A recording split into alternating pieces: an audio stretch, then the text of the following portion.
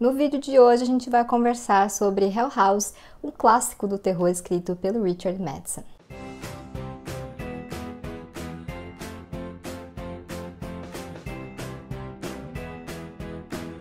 Então hoje a gente vai conversar sobre Hell House, o que quer dizer que esse vídeo é para você que gosta de terror ou para você que está querendo começar a ler esse gênero que a gente tanto ama, né? Fui convidada pela Dark Side Books para fazer essa leitura e, claro, compartilhar todos os detalhes da minha experiência, sem spoilers, com vocês, né? Antes da gente começar, vou pedir para você se inscrever aqui no canal, caso não seja inscrito, curtir, compartilhar esse vídeo porque ajuda bastante na entrega do conteúdo e também quero agradecer aos membros do Clube Namanita. Bom, então vamos começar a falar sobre Hell House. Antes de falar sobre a história em si, queria falar um pouquinho sobre a edição, que tá bem bonita, né, em capa dura, como todas as da Dark Side. Essa capa aqui tem tudo a ver, né, com a história. E como eu sempre falo, eu gosto bastante de quando os livros trazem projetos gráficos, né, que vão ajudando a gente a se ambientar na história, a criar uma atmosfera, a realmente entrar no clima, né. E no caso de livros de terror, acho que isso é um ponto ainda mais positivo, porque ajuda a traduzir, né, essa atmosfera da história para nós, leitores. Então, eu gosto bastante disso e acho que nós encontramos isso nessa edição aqui de Hell House, né? Então, agora sim, vamos falar sobre essa história. Então, aqui, né, esse título já é autoexplicativo, a gente vai conhecer a Hell House, a Casa do Inferno, ou Mansão Belasco, né, que é uma casa não apenas mal assombrada, mas também assassina, né, pessoas já passaram por lá e perderam a vida lá, então essa casa realmente tem uma fama muito ruim. E aí a gente vai começar acompanhando 4 pessoas, né, a Florence Tanner, que é uma médium, o Lionel Barrett, que é um investigador, né, da parapsicologia, a esposa dele, que é a Edith Barrett, e o Benjamin Franklin Fisher, que foi a única pessoa que sobreviveu a um dos massacres, né, da Casa do Inferno. Então a gente vai acompanhar eles 4 que estão indo para Hell House a pedido de um milionário idoso que quer muito saber se existe vida após a morte, né? Então essas 4 pessoas vão para lá para, enfim, investigar, tentar desvendar aí os mistérios da Casa do Inferno e quem sabe acabar com o que tem de ruim lá, mas como eu já falei, a casa tem essa fama, não é à toa, então não vai ser uma tarefa fácil. Bom, então essa é a premissa, né, dessa história. Como vocês já sabem, eu amo terror e como eu acho que vocês sabem, eu gosto muito de histórias de casa mal assombrada, né? Esse é o meu clichê do terror favorito. Então, quando eu soube desse livro, que já faz alguns anos, ele estava esgotado aqui no Brasil, então eu acabei não indo atrás, e aí no ano passado a Dark Side trouxe essa edição aqui para nós, e aí eu fiquei super curiosa para fazer essa leitura. Hell House é um clássico, né, do terror, foi publicado em 1971, então já tem aí um tempinho considerável, e é realmente uma história de casa mal assombrada sem tirar nem pôr, né? Nesse livro aqui não tem sutileza, a gente já começa ali, né, tem uma introdução, claro, de como essas pessoas vão parar na Casa do Inferno, mas já começa ali a gente chegando na Hell House e toda uma atmosfera sendo criada, né? A gente vai sentindo a densidade dessa história, a densidade dessa casa, né? Desse ambiente, e eu gostei muito desse início, acho que de cara assim já me transportou para esse cenário, né? Que eu acho que é muito importante, como eu sempre falo, né? Em livros de terror, eu acho, claro, o cenário é sempre importante em qualquer livro, mas em livros de terror, e principalmente nesses em que a casa, né? Um lugar acaba se tornando um personagem também da trama, eu acho que a construção da atmosfera precisa ser impecável e a gente encontra isso aqui nesse livro, né? Como eu falei, desde o comecinho, a gente já vai sentindo ali aquela neblina e aí a gente enxerga a casa, é tudo muito visual, eu acho que é um livro realmente que a gente consegue ir visualizando as coisas na nossa mente, né? Ele foi adaptado em 1973, se não me engano, num filme que chama The Legend of Hell House, mas de qualquer maneira é realmente esse tipo de narrativa em que a gente consegue ir imaginando todos os detalhes, né, que o autor vai dando pra gente. Então, em Hell House não tem meias palavras, né, logo as coisas já começam a acontecer, fenômenos paranormais, as seances, né, que são aquelas sessões espíritas, móveis voando pelos cômodos, então assim, tem muita ação, né, e pra quem gosta disso, nessas histórias de casa mal assombrada, com certeza vai adorar esse livro, porque como eu falei, aqui não tem sutileza. Outra coisa que eu gosto bastante nessas histórias de terror, né, independentemente de ser de casa mal assombrada ou não, mas que tem esses fenômenos sobrenaturais, é esse embate entre a ciência e o sobrenatural. E aqui a gente tem bastante disso, né, porque o Lionel Barrett é um investigador, né, é um parapsicólogo, então ele tem ali todo o embasamento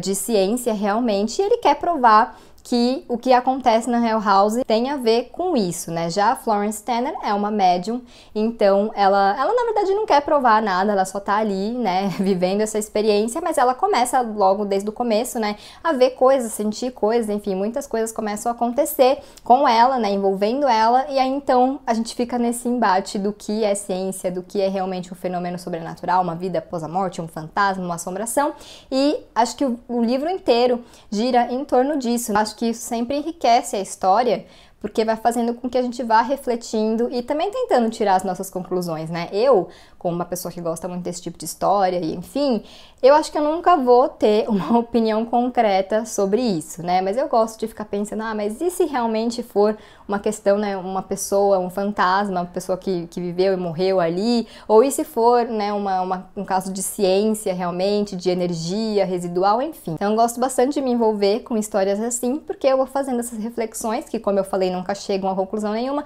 mas a graça é justamente ir pensando nos e se, que essas questões nos trazem. No fim do livro, tem uma breve introdução à parapsicologia, que eu achei bem legal, porque, né, primeiro que tem tudo a ver com a história e etc, e segundo porque ajuda a gente a entender algumas coisas também, né, não a entender exatamente, mas dá mais ferramentas para que a gente vá fazendo essas reflexões e quem sabe formar uma opinião. Então fala aqui sobre a parapsicologia, as seances, a parapsicologia como pseudociência, fraudes, controvérsias, enfim. Então é um conteúdo extra que eu achei bem legal e que complementa a história de uma maneira muito bem-vinda. E com todo esse embate que acaba se formando, né, entre o Lionel Barrett e a Florence Tanner, a gente também tem ali a manipulação, né, porque a gente também não sabe exatamente o que está acontecendo na Hell House, se tá tendo alguma fraude, se alguém tá, enfim, viajando ali na maionese. Então essa é uma parte legal também, porque o livro todo a gente fica de um lado para o outro tentando entender também o que está acontecendo, fazendo a nossa própria investigação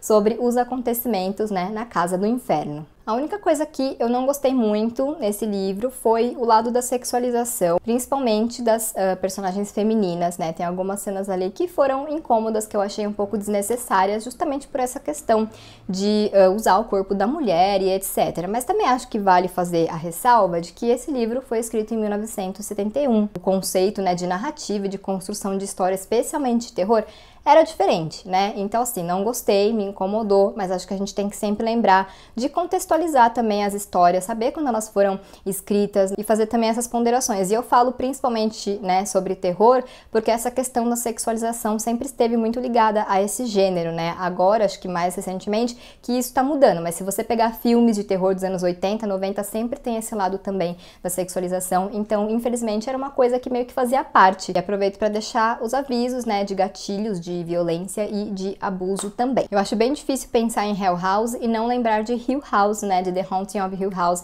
que também é um clássico, né, da Shirley Jackson, escrito acho que em 1959, né, e aqui no Brasil foi publicado como A Assombração da Casa da Colina. As duas histórias partem de premissas muito parecidas, que na verdade é essa premissa explorada de muitas maneiras, né, ao longo de muitos anos na literatura, no cinema, enfim, que é a da Casa Mal Assombrada e as pessoas indo investigar esse lugar. Porém, apesar de partirem dessa mesma premissa, as duas histórias vão por caminhos bem diferentes. E eu achei legal falar sobre isso aqui, porque tem uma questão que eu sei que incomoda muitas pessoas em Assombração da Casa da Colina, que é justamente o fato de não ser uma história que foca tanto em fenômenos sobrenaturais, é uma história mais metafórica. A Shirley Jackson usa o terror para falar de fantasmas metafóricos, né, acima de tudo. Claro que tem algumas cenas com manifestações sobrenaturais, mas eu acho que ele vai muito mais pro lado da metáfora, do mental, né? E aqui em Hell House, como eu falei no começo do vídeo, é realmente tiro, porrada e bomba, porque é muita coisa acontecendo. Tem vários momentos ali, várias cenas